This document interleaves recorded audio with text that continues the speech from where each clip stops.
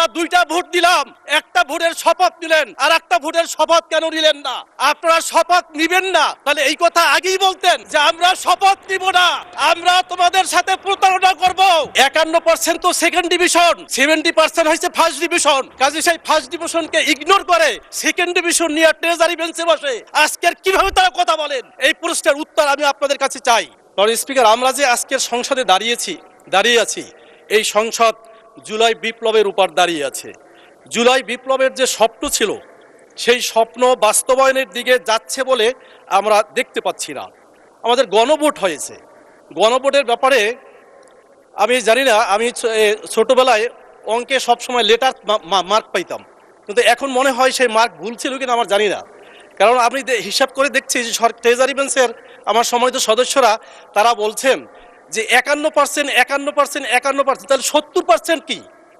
আমরা যখন ওই সময় ছিলাম ডিভিশনের পাস করতাম, যদি 51% তো সেকেন্ড ডিভিশন, আর 70% হয়েছে ফার্স্ট ডিভিশন।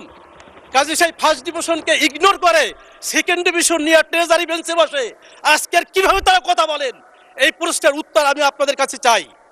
আপনারা 51%-এর শপথ নিলেন, আর 70%-এর আপনার শপথ নিবেন না। জাতির কাছে প্রশ্ন, আমি এলাকাতে গিয়েছি, তারা প্রশ্ন তুলে যে আমরা দুইটা ভোট দিলাম, একটা ভোটের শপথ নিলেন, আর একটা ভোটের শপথ কেন নিলেন না?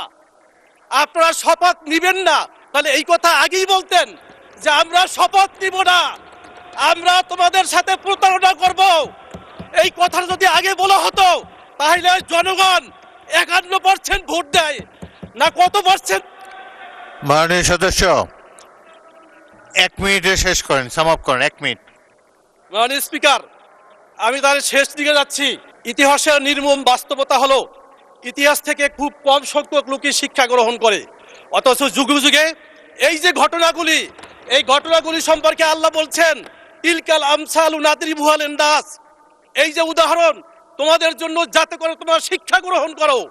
কিন্তু আফসোস, আল্লাহ অন্য জায়গায় বলছেন ওয়ালাকিন আকসারুহুম লা ইয়াকিলুন, তোমাদের অধিকাংশ লোকে এর থেকে শিক্ষা গ্রহণ করো না।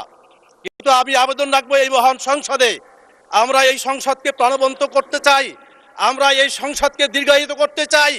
আমরা দেখতে চাই যে এই সংসদ গতানুগতিক কোনো সংসদ হবে না।